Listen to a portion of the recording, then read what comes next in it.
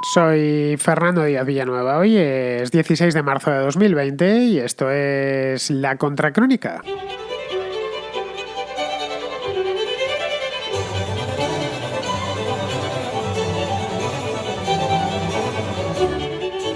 La crisis del coronavirus ha terminado por romper en España y hacerlo además con toda su virulencia. Desde hace más de un día, la población de todo el país, casi 47 millones de habitantes, se encuentra confinada en su domicilio. Entre esos 47 millones de habitantes me encuentro yo mismo. Este confinamiento, esta cuarentena, me ha pillado en mi misma casa, en mi mismo domicilio, que es donde se hace este programa. Este programa se hace en el centro de Madrid, que a día de hoy es lo más parecido a una ciudad fantasma, en la que solo abren los supermercados, abren también las farmacias, creo que abren los estancos y poquito más. Además de eso es que no se puede salir a la calle, a no ser que te dirijas pues a comprar comida o una cosa así, o comprar una medicina. Está prohibido salir de paseo, visitar a familiares y amigos, salir a hacer deporte, quedar con cualquier persona en cualquier lugar, visitar a un vecino, celebrar cumpleaños, bueno, y cualquier otra actividad relacionada con el ocio que se realice fuera de casa. Es decir, que lo único que se puede hacer es ir o al hospital o ir al trabajo. Por resumirlo mucho, los españoles hoy solo podemos salir de casa para, como os he dicho, ir a trabajar o ir a comprar alimentos o medicinas. Con esto el gobierno evidentemente pretende detener la cadena de contagio de una enfermedad que en el momento en el que se está grabando este programa tiene ya 8.000 casos confirmados en España, estoy hablando, y ha provocado el fallecimiento de aproximadamente, repito, en España, de aproximadamente unas 300 personas. Estas cifras evidentemente las tenéis que tomar con pinzas porque cuando lo escuchéis, desconozco a la hora que lo haréis, pues seguramente habrán crecido ya, bueno, seguramente no, seguro que habrán crecido ya, tanto las de casos confirmados como las de fallecimientos. Se trata del mismo gobierno el que ha impuesto esta cuarentena forzosa, este confinamiento, que hasta hace solo una semana minimizaba el impacto del brote epidémico e incluso, y esto es lo más grave de todo, alentaba a la población a acudir a manifestaciones multitudinarias con motivo del Día de la Mujer, del 8 de marzo, que se celebró pues hace justo una semana. Este domingo no, el anterior. La indignación, como os podéis imaginar, es generalizada. Los que estéis escuchando la Contracrónica de España no os lo tengo que explicar porque lo sabéis perfectamente, pero para los que estáis en Hispanoamérica ya os lo digo yo. Es generalizada y el gobierno de Pedro Sánchez atraviesa en estos momentos no una de sus peores horas, sin duda su peor hora desde que llegó al gobierno pues hace ya año y medio, va para 2 años. Pero la prioridad hoy no es pedir cuentas al gobierno, cuentas políticas, quiero decir, que ha mostrado una ineptitud absoluta. Digo, la prioridad hoy. Ya llegará el momento de hacerlo dentro de 2-3 meses cuando hayamos superado esto. Antes de eso, pues habremos de salir de superar este virus y esta circunstancia en la que la vida nos ha puesto y tenemos que hacerlo juntos, demostrando al mundo que no nos parecemos en nada a los políticos que nos desgobiernan.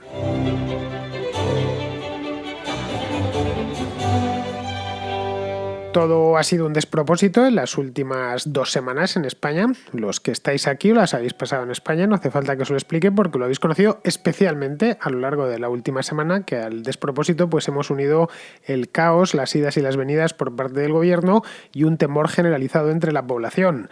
Hace solo unos días, estoy hablando de solo una semana, poquito más de una semana, el fin de semana este que acabamos de pasar, no, el anterior, los temas de la agenda informativa eran pues la ley Montoro, ya sabéis, la famosa ley del solo sí es sí, que se mereció un programa aquí en la Contracrónica hace un par de semanas, las cajas de botín, las loot boxes de los videojuegos, que no se mereció un programa, pero que sí que hemos tratado in extenso en la Contracrónica, o como de multitudinaria iba a ser la manifestación del día 8 de marzo. Se hablaba también del coronavirus, especialmente en la prensa, pero como si no terminase de ir con nosotros. Yo a lo largo del mes de febrero hice 4 programas sobre el coronavirus, uno de ellos lo hice con una invitada, de excepción, por cierto, Andrea, que nos visitó hace poco más de una semana, que ya estaba de paso por España, y nos estuvo informando un poco pues, de los asuntos más puramente bioquímicos o científicos del virus, y aparte de eso, pues el primero que hice, creo que fue el 1 o el 2 de febrero, era cuando acababa de estallar en China, y el conocimiento que teníamos de aquello pues era muy lejano y muy, muy por encima, lo poquito que nos había llegado hasta Occidente. Bien, aparte de eso, pues también he preparado un par de programas sobre su impacto económico a nivel mundial y también más concretamente a nivel europeo, que es el que hice la semana pasada. Esto, el último antes de ese corte que hice el martes pasado o el miércoles pasado, pues fue precisamente sobre esto. El primer caso de coronavirus en España, vamos a hacer un poquito de memoria, ya sabéis que la contracrónica no es la contrahistoria, pero la historia importa mucho, aunque sea una historia muy reciente, en este caso recientísima. El primer caso de esta enfermedad en España fue a principios del mes de febrero, creo recordar haberlo dicho aquí. Esto fue en La Gomera, donde se detectó. La Gomera es una isla pequeñita de las Islas Canarias, un turista alemán que llegó contagiado, era un turista que al parecer pues había estado en contacto con personas que habían llegado desde China, desde Wuhan, y bueno, se había contagiado él, llegó a La Gomera, los médicos alemanes o las autoridades alemanas informaron a las españolas del grupo de turistas que había llegado a las Canarias y el asunto quedó ahí. Nada más, se confinó a estos turistas, en concreto a este, que el resto no dieron positivo, pero este sí, y no fue más allá. Luego, posteriormente, cosa de una semana, 10 días más tarde, ya en pleno mes de febrero, se detectó otro caso en Mallorca, era muy parecido, pero vamos, no fue hasta finales de ese mes, hasta finales de febrero, cuando tras el brote en Italia, en el norte de Italia, en la región de Lombardía, creo recordar que apareció en la ciudad de Lodi, que está cerca de Milán, y luego ya se extendió por todo el norte de Italia como una mancha de aceite, fue entonces cuando se empezaron a disparar los casos en España, de una manera alarmante y en una progresión que podríamos calificar de geométrica. Se pasó, y esto lo recuerdo, me ha apuntado, de hecho tengo la gráfica delante, me ha apuntado la progresión que hubo, se pasó de 2 a 3, de 3 a 7, esto de un día a otro, estoy hablando de 7 a 12, de 12 a 15, de 15 a 25, de 25 a 40, de 40 a 58, de 58 a 83, de 83 a 119, de 119 a 159 y así sucesivamente. Es decir, esto desde que la última semana de febrero pues hasta el día presente. Para el día 1 de marzo ya nos acercamos cuando faltaba una semana para la manifestación famosa, la dichosa manifestación del 8M, ya nos acercábamos a los 100 casos totales, los 100 casos totales confirmados, quiero decir, y crecían en aproximadamente diariamente de un 30 a un 40% diarios. En aquel momento, cuando ya se había desatado el contagio comunitario en España, algunos especialistas empezaron a advertir del peligro que tenía, es decir, de la, llamémosla, la wujanización de España. Hasta entonces habían sido casos importados que se pudieron confinar sin demasiados problemas. Pero ya para la última semana de febrero y por supuesto para el 1 de marzo se podían haber tomado medidas en aquel momento, como por ejemplo cancelar la celebración de las fallas en Valencia y por supuesto la manifestación del 8M, que en Madrid fue multitudinaria, no se hicieron, e insisto, faltaban 8 días para la celebración de esa manifestación, pero bueno, lo que se podía ver desde la última semana de febrero es que era un crecimiento exponencial, pero bueno, el gobierno prefirió mirar hacia otro lado, como si este asunto no fuese con él, quitar hierro al asunto. Esto además disponía y sigue disponiendo de los medios para quitar hierro al asunto y para mirar hacia otro lado y para hacer como que no pasase nada. Y la idea era que no quería suspender la manifestación, por motivos que son fáciles de imaginar. Motivos de tipo ideológico, tanto los propios miembros del gobierno que pertenecen al PSOE como los de Podemos habían puesto muchas esperanzas en esta movilización, que es por lo demás una movilización anual, esta del 8 de marzo, no es que fuese algo muy muy especial, todos los años se celebra el 8 de marzo y se hacen grandes manifestaciones, etcétera, pero parecía que no querían hacerlo, como si se perdiese el 8 de marzo las manifestaciones, concretamente se podía haber celebrado, pero de otra manera, no necesariamente en la calle, de una manera ruidosa, pero luego pudimos ver ese mismo 8 de marzo cómo se llenó de ministras del gobierno, estuvieron varias, entre ellas, Carmen Calvo, por ejemplo, que es vicepresidenta, también estaba la mujer de Pedro Sánchez, del presidente del gobierno, pero en fin, que era casi como algunos analistas lo han denominado, una festividad propia del gobierno, propia del régimen, nada más. De ahí que no quisiesen suspenderla. Por cierto, durante esa manifestación, creo que las fotografías que se hicieron entonces han estado circulando y los vídeos que se hicieron entonces durante una semana, y con razón, porque terminó siendo, y de esto hemos podido comprobarlo al final, unos días más tarde, terminó siendo un foco de contagio de primer orden. Ahí tenemos el caso de Irene Montero, supimos esta semana pasada que había resultado infectada y se encuentra hoy en su domicilio, también de Begoña Gómez, la mujer de Pedro Sánchez, el presidente del gobierno, que se encuentra contagiada oficialmente y está en cuarentena. Bien, que el coronavirus se haya colado como se ha colado, y esto ya no es una opinión, es un hecho, dentro del mismo Palacio de la Moncloa, que es el palacio donde vive y desde donde se gobierna en España, pues es en cierto modo justicia poética, porque toda la gestión de esta crisis por parte del gobierno ha sido desastrosa. y podría utilizar otras palabras, pero creo que esta se ajusta, todas malas, por supuesto, pero creo que esta de desastrosa se ajusta como un guante al modo en el que los que gobiernan en España, el gobierno de coalición, han gestionado este asunto, no la última semana, que por supuesto la última semana ya ha derivado todo en caos y en desarreglo. Estoy hablando desde que el virus apareció en China, o se informó como tal a finales de enero, hasta el momento presente. No ya es que el gobierno de Pedro Sánchez haya ido por detrás de los acontecimientos, que a la vista está que lo ha hecho. De nuevo estamos con hechos encima de la mesa, no con opiniones, de todo lo que ha ido pasando, no ya en China, por descontado, sino en un país tan cercano en todos los aspectos, pero sobre todo el geográfico, como es Italia, sino que con su inacción clamorosa, y de nuevo creo que me atengo de una manera estricta lo que ha sucedido, inacción clamorosa, podría utilizar de nuevo otro tipo de adjetivos, pero es que este se ajusta muy bien, pues lo que ha hecho es agravar considerablemente el problema. Problema que ya era grave hace una semana, que empezaba a serlo hace 2 semanas. Bien, hoy es de una gravedad extrema, tan extrema como que los españoles no podemos salir de nuestra propia casa.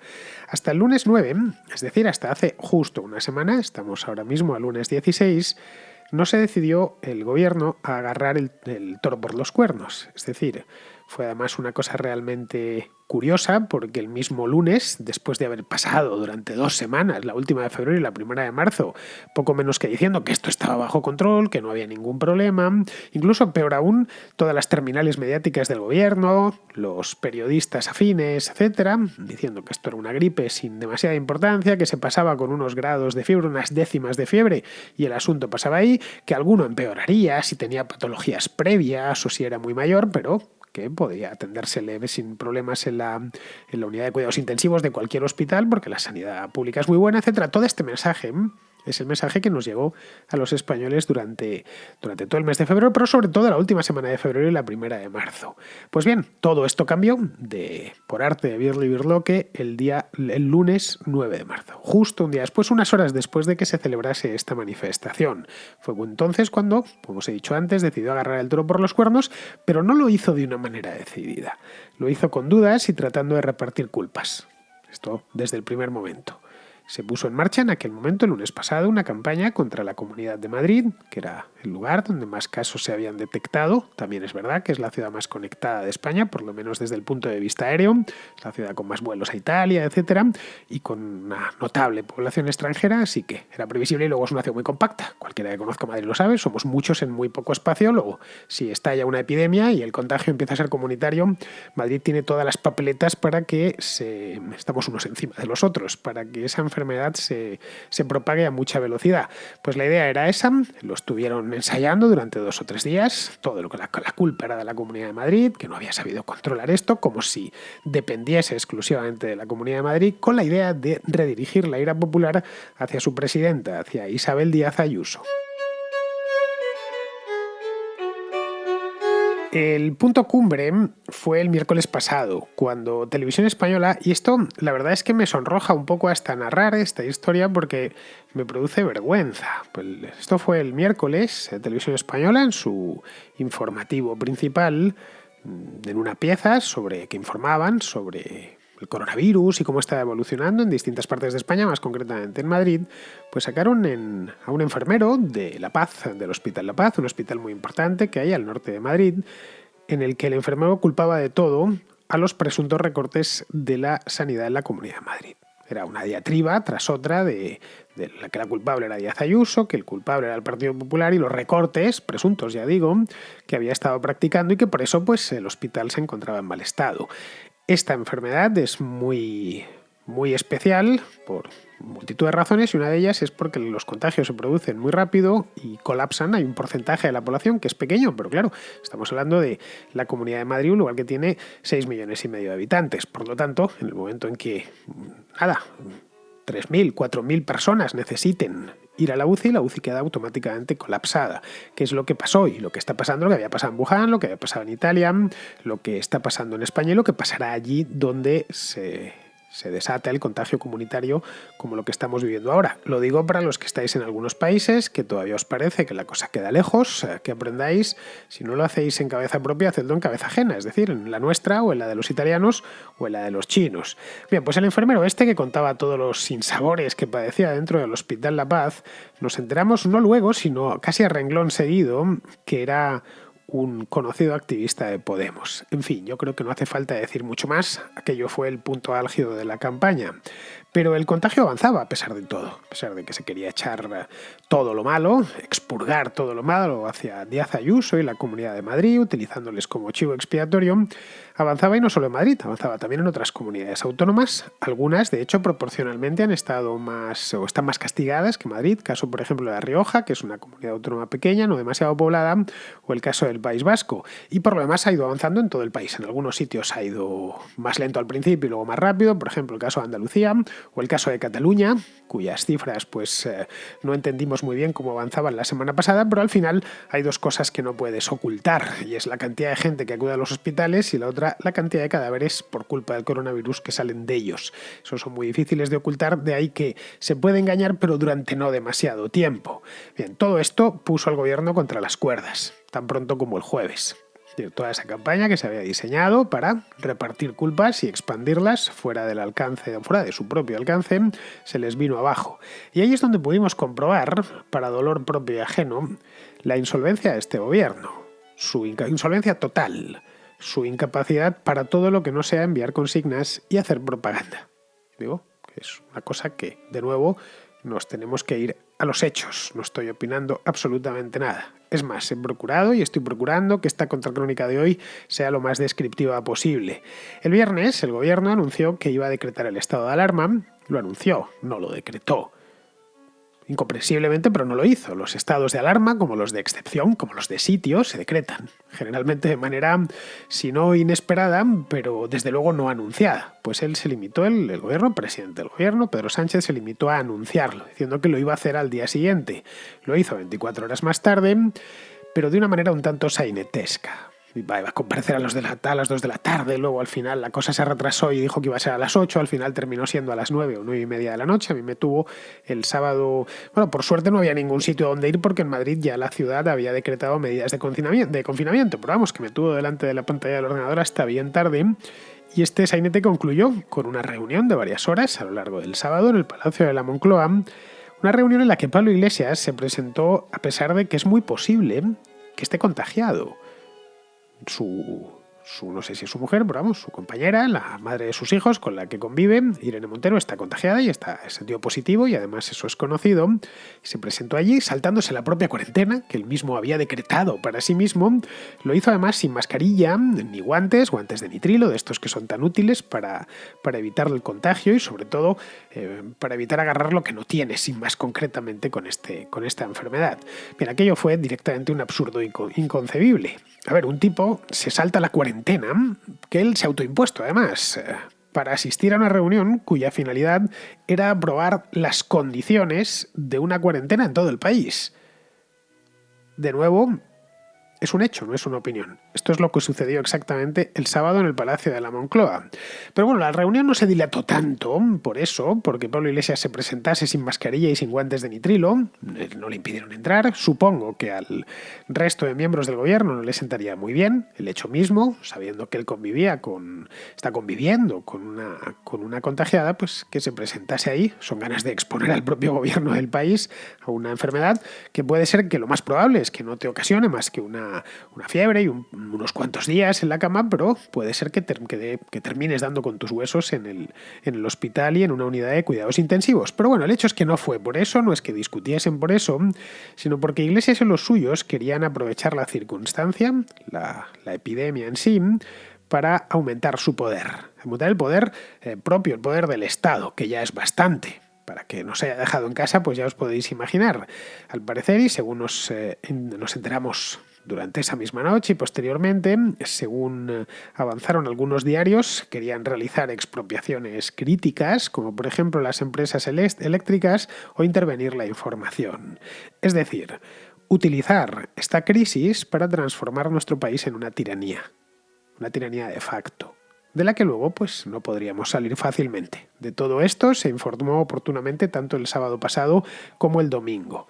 Desconocemos si esto es lo cierto, lo que pasó con exactitud en esas horas eternas del sábado por la tarde-noche en el Palacio de la Moncloa, pero por lo que se ha filtrado en la prensa, ya sabéis que no existe nada parecido al periodismo de investigación, si no es de filtración, lo dieron varios periodistas y en varios medios de muy buena fuente, y además la tesis es muy plausible. El hecho es que lo que se ha filtrado es directamente espeluznante. Yo francamente me alegro de que el gobierno no cediese a presiones similares. De la reunión lo que sí salió fue un decreto que llega varios días tarde, quizás semanas, no lo sabremos nunca, que bien, algunos analistas han dicho que no va a solucionar gran cosa, aunque, en fin, como se tenía que haber hecho antes, se ha hecho ahora y lo único que ha hecho es dar una patada al problema para dentro de un mes, ¿no? Este decreto lo conocemos, yo lo estoy padeciendo en persona, impone el confinamiento de los españoles en sus casas para como mínimo las próximas 2 semanas. Ya veremos cuánto más dura.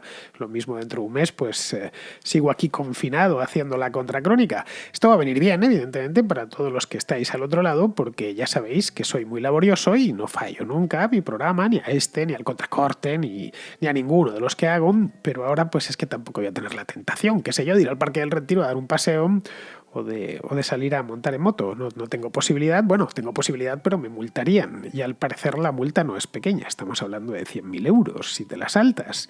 Y yo no puedo decir que voy al trabajo porque mi trabajo está aquí. En definitiva, que no sabemos si esto funcionará o si contribuirá a aplanar la curva de contagios, que crece por lo demás de un modo vertical y cuya cara más amarga son sin duda los 300 fallecidos que esta enfermedad, para la que todavía no hay cura, y esto la habrá dentro de unos meses, pero hoy por hoy no la hay, pues estos 300 fallecidos que ya se ha cobrado. Lo cierto es que nadie estaba preparado para algo así. Evidentemente nos cuentan el día 1 de enero o el día 20 de enero que íbamos a estar a 16 de marzo metidos en nuestra casa sin poder salir, so pena de multas de 100.000 o 200.000 euros si no nos lo hubiéramos creído, pero vamos, en ese nadie no está incluido el gobierno, que es con el cuento que andaban ayer. No, es que no estábamos preparados para esto, es que deberíais haberlo estado. Eso fue su función, se les paga para eso. La primera misión del gobierno de cualquier país, la razón última de su existencia, es velar por la seguridad y la vida de los ciudadanos. Punto. A partir de ahí ya vienen otras cosas, pero la principal es esa. Es decir, la gente común, y yo estoy entre la gente común, puede permitirse el lujo de estar desinformado. El gobierno no puede permitirse ese lujo. Y si quieren estar desinformados, pues que se dediquen a otra cosa, pero no que se dediquen a gobernar. Es por ello triste, no sé, creo que triste se queda corto. Yo diría más que triste, lacerante. El espectáculo que ha dado el gobierno de Pedro Sánchez, el gabinete en sí de Pedro Sánchez en la gestión de todo esto, que ha oscilado entre la irresponsabilidad, el oportunismo y la mentira abierta, y además durante semanas. Podríamos pensar que han tratado a la población como menores de edad, pero no ha sido eso, yo no lo creo, por lo menos. No es que hayan actuado así porque temiesen que nos asustásemos. Una parte de la prensa, por lo demás, estaba informando al respecto. Y yo mismo, en este programa, que no solo trata de cuestiones médicas, por supuesto, hablo de todo y cosas que pasan por el mundo, le dediqué 4 programas el mes pasado. Las redes sociales también ha habido mucha actividad de todo tipo, buena, mala y regular, pero ha habido periodistas y está habiendo periodistas como Matthew Bennett que lo están siguiendo al día, al minuto prácticamente, o gente como Juanma López Zafra, que han tratado el tema con gran solvencia. Es decir, que se asustó quien quiso asustarse, sin más. La razón por la que actuó el gobierno de este modo se debió a una improvisación cortoplacista. Lo primero era la agenda ideológica, lo segundo ya verían cómo resolvían el problema si es que ese problema se terminaba presentando.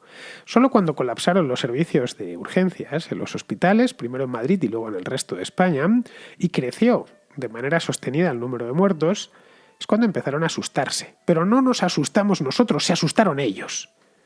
Pedro Sánchez se encontró así con su primer problema real y no virtual. Un problema con muertos de verdad, así, con muertos de verdad encima de la mesa. Algo que, bueno, pues que no podía anular con el país disparando toda su artillería, la sexta en modo guerrilla y empleando cortinas de humo, es decir, el modo habitual. En buena medida, Sánchez se ha encontrado con esto como Zapatero se encontró con la crisis en el año 2009, pero de un modo mucho más rápido, fulminante. Al final, lo que hemos visto y que estamos viendo es que se ha impuesto la gravedad de lo real, algo que ya de por sí es reseñable, ¿eh? Porque España es un país que vive desde hace años en una suerte de realidad virtual, esa es la verdad, en la que los debates giran en torno al lenguaje inclusivo, si tenemos que decir todas o todes o todos, la tumba de Franco, o si vivimos al borde del apocalipsis climático. Estos han sido los debates de los últimos 2, 3, 4 años en España. Nos hemos dado un golpe de realidad. Y eso es necesariamente bueno.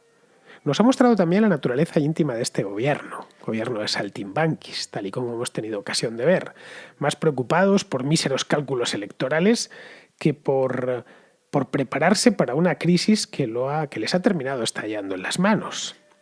Pero, como os decía al principio, no es el momento todavía de pedir responsabilidades políticas, sino de superar este problema. Y eso solo lo podremos hacer asumiendo que lo que tenemos delante, superándolo y dejando esto a nuestra espalda, atrás, simplemente. No sé cuánto tiempo será, pero pues quizá 2 meses, quizá 3, lo desconozco. Solo después habremos de mirar a los ojos directamente a esta banda y reclamar una batería de dimisiones que, si no se han presentado ya, es porque de vergüenza andan muy justitos. Entre tanto, pues, ¿qué deciros? Ha llegado nuestra hora, la hora de todos, con la que Quevedo tituló un tratado, una fantasía moral, en la que el autor no dejó títere con cabeza. Eso mismo nos tocará hacer dentro de unas semanas, pero antes hay que derrotar al virus.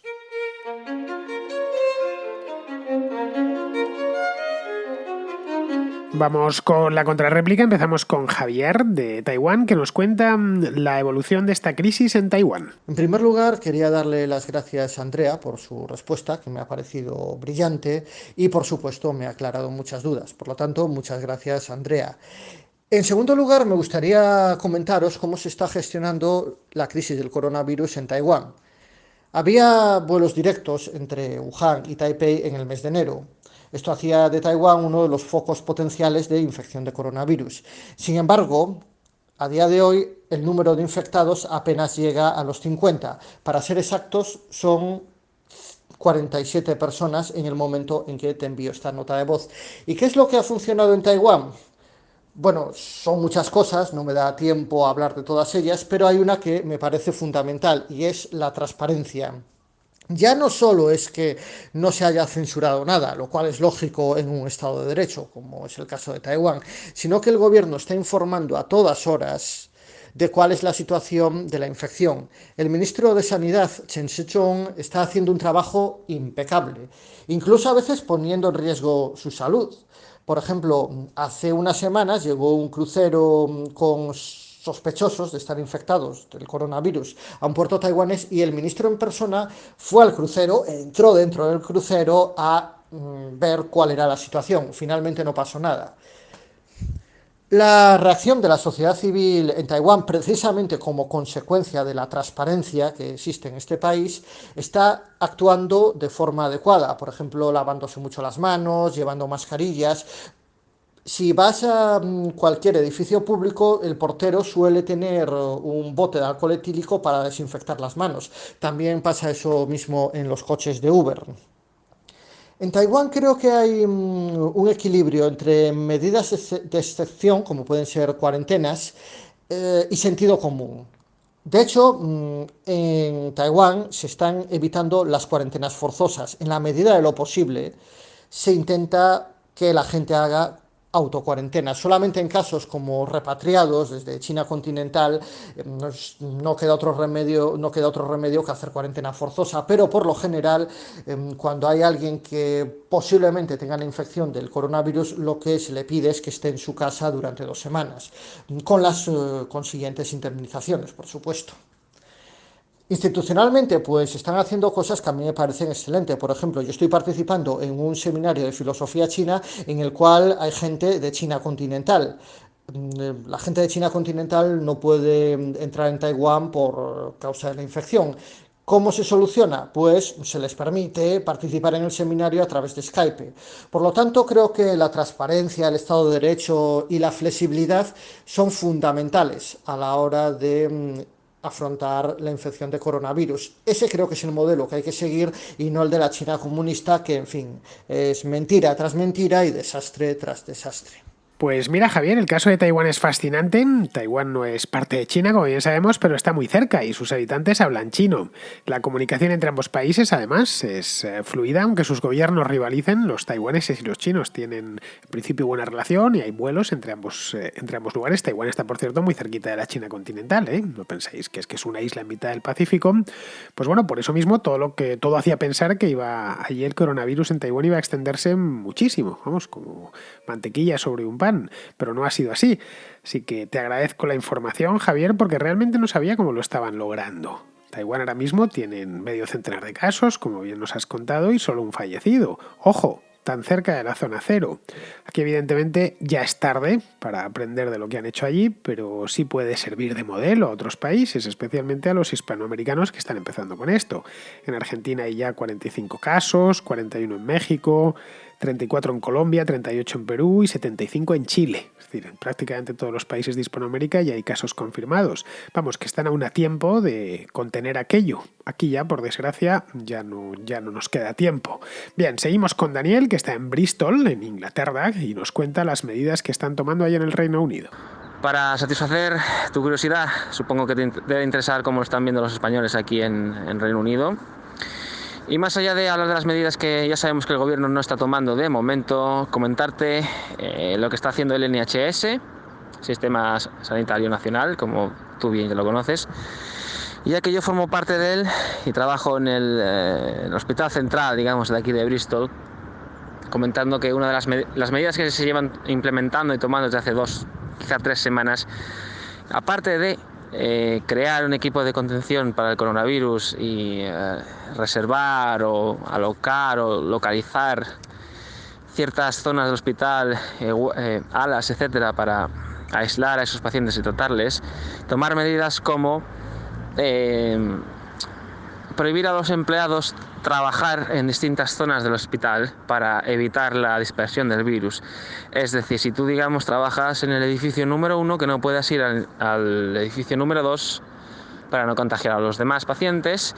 Y por supuesto, si trabajas digamos, en el edificio número 1, que no puedes ir a trabajar al edificio 3, que digamos que es el de oncología, ya que los enfermos de cáncer y los enfermos en general que tienen el sistema inmune ya bastante destrozado son los que más preocupan. Sin más, un fuerte abrazo. Pues muchas gracias, Daniel. En el Reino Unido la escalada ya ha comenzado, he visto las gráficas, hay ya 1.400 casos confirmados y 35 muertos, es decir, están como nosotros hace aproximadamente una semana. Boris Johnson, como bien sabéis, no ha decidido no tomar medidas especiales, quiere que el país consiga la inmunidad de grupo, que se llama. A ver, es una apuesta arriesgada, que podría salirle muy mal, pero bueno, vamos a esperar. Vamos a dejarlo en observación. Esta semana veremos cómo evoluciona, aunque todos nos lo podemos imaginar teniendo en cuenta cómo ha evolucionado en otros países, en la propia España, sin ir más lejos. Bien, seguimos. Vamos ahora con Juan, que está en Hendaya y que nos cuenta la situación en Francia. Desmentir que no es verdad que en Francia la gente está siendo tan ordenada y tan estricta como nos intentan vender del otro lado. Ayer el primer ministro Barbas, es que no me acuerdo el nombre nunca, salió ahí en la prensa diciendo que bueno, que como la gente no escucha y la gente sigue yendo a su puta bola, perdón por la palabra, pero es que es la realidad, que nada, que cierran todos los centros públicos no necesarios, o sea, se quedarán abiertos lo que son los supermercados, las clínicas y demás, y nada, o sea, los estancos, como en España, porque si la gente está sin nicotina, igual empiezan a matarse entre ellos ahí confinados en casa durante más de 24 horas. Nada, decir que el papel higiénico también va desapareciendo de los estantes, los supermercados los están vaciando como si no hubiese un mañana, los colegios están cerrados hasta nueva orden, mínimo 5 semanas, pero hasta nueva orden. Ayer recibí un email del colegio de mis hijas otra vez diciendo que todo el personal sanitario que tenga a cargo a sus hijos, que van a hacer una guarda de hijos para estos personales, para estas personas del sanitario, o funcionarios públicos que tengan la obligación de estar presentes, como pueden ser policías y demás, que se los cuidarán en el colegio, en grupos de 10 y con todas las normas de seguridad establecidas y tal. O sea, ha tenido que ponerse papá Estado de mala leche para que los hijitos pues hagan caso. Nada, para terminar, decir que yo lo que me estoy alegrando es que frente a la adversidad el ser humano lo que hace es sacar el buen humor y me están lloviendo mensajes, me están lloviendo vídeos de gente, pues eso, que tiene buen humor, cariño, voy al Mercadona parapetándose como si fuera un guerrero ahí que va a salir a un apocalipsis zombie y demás. Es que la gente pues se lo está tomando con buen humor. Hay también un vídeo de un tío con un megáfono chillándole a la gente, venga, váyase para casa, deje el bar y no sé qué. Y es que es eso, que por lo menos tenemos buen humor. Para este confinamiento, pues podremos tener Netflix y series varias que tenemos atrasadas que vamos a poderles darle caña. Yo puedo seguir yendo al trabajo mientras no esté infectado. Mi mujer, como trabaja en un centro de fitness público, pues han dicho que no hay necesidad, así que se quedará cuidando de nuestras hijas. Y como creo que ya te comenté, pues el Estado francés nos deja 14 días de baja por enfermedad, que yo no pienso utilizar, mi mujer me ha dicho que tampoco, porque ya bastante agujero tiene la seguridad social francesa como para que se lo hagamos todavía más. Si podemos hacerlo a nuestra manera, cogiendo vacaciones y demás, pues lo haremos.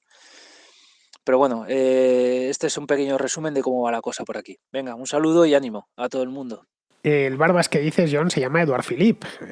Es el presidente, no, es el primer ministro de Francia. Sabéis que Francia tiene un presidente y un primer ministro. Pero bueno, lo de Francia me llamó la atención, lo vi ayer, me llamó muchísimo la atención porque hubo una manifestación, no voy a decir que estuviese todo París en la manifestación, porque había bastante gente, una manifestación contra el gobierno, a raíz, curiosamente, del coronavirus. Ninguno iba con mascarilla ni nada. Vamos, lo suyo en plena epidemia. Respecto al buen humor que dices que tenemos los españoles con esto, pues sí, la verdad, los italianos también. Esto se nota que en los países del sur, al menos el humor nunca nos falta. En España, desde luego, pues se está presidiendo, y no solo por las redes sociales. Lo estamos viendo en las zonas confinadas, lo estamos viendo. Mis vecinos, pues se les ve de balcón a balcón y, bueno, a las 8 se ponen a aplaudir. Se aplauden por la ventana, se ha hecho una iniciativa y es aplaudir a los sanitarios y demás, y sale todo el vecindario aquí a aplaudir por la ventana. Algunos incluso dicen bravo y cosas así, ¿no? Vamos, que si esto sigue así, un día de estos me voy a arrancar por bulerías por la ventana y ya verás cómo se meten todos de nuevo en casa, según me escuchen cantar. Bien, vamos ahora con Pablo, que nos hace una reflexión sobre el 8M y un tuit de Pablo Echenique. Hola Fernando, me gustaría dar una reflexión que yo he hecho a raíz del 8M y a raíz de un tuit que le vi a Pablo Echenique subiendo, pues eso, un tuit que ponía que España es feminista y una bandera feminista enorme, morada, alzada y ondeando por el viento, ¿no?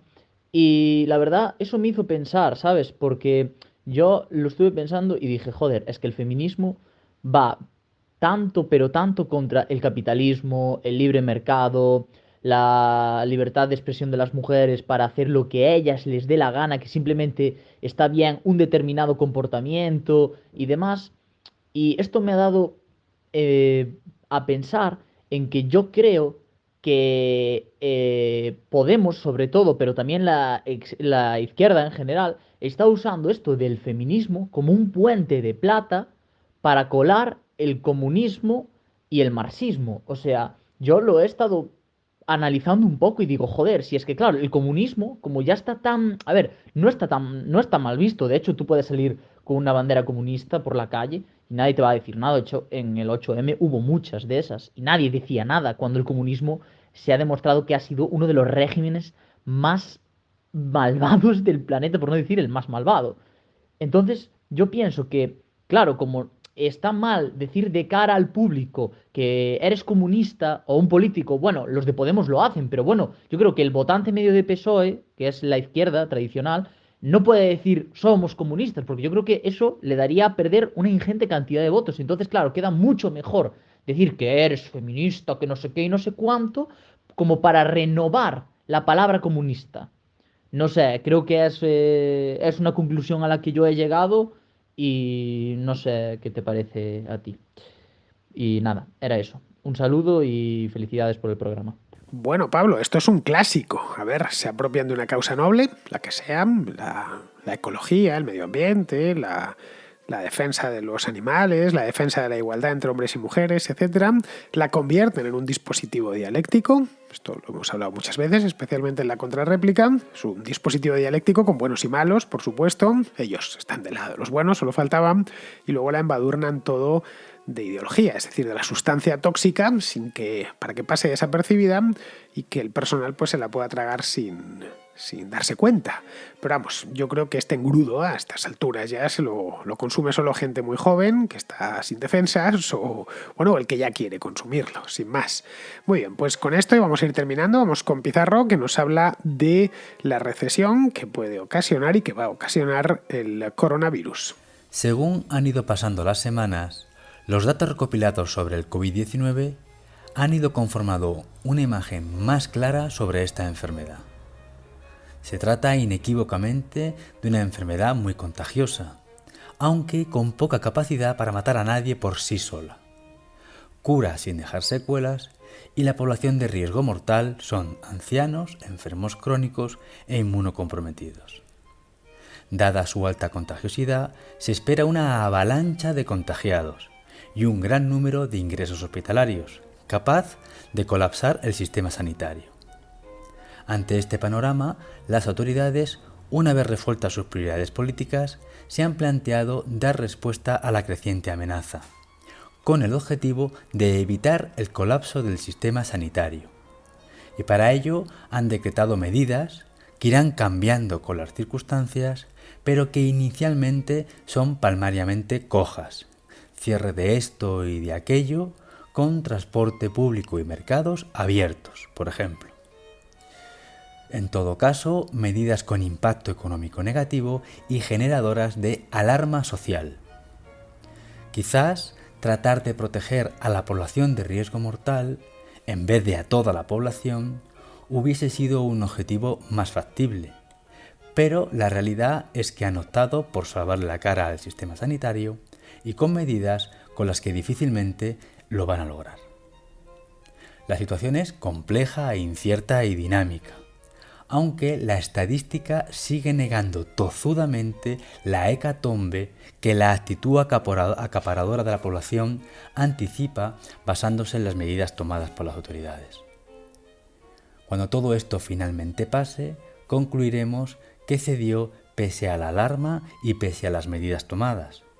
Entonces, la preocupación principal será la recesión económica, y será que la enfrentaremos con las mismas autoridades con las que hemos enfrentado el COVID-19. Un cordial saludo de Pizarro. Pues hasta aquí ha llegado la contracrónica de hoy, 16 de marzo, queridos amigos, una contracrónica en confinamiento. La de mañana también será en confinamiento porque esto ya sabéis que va para largo.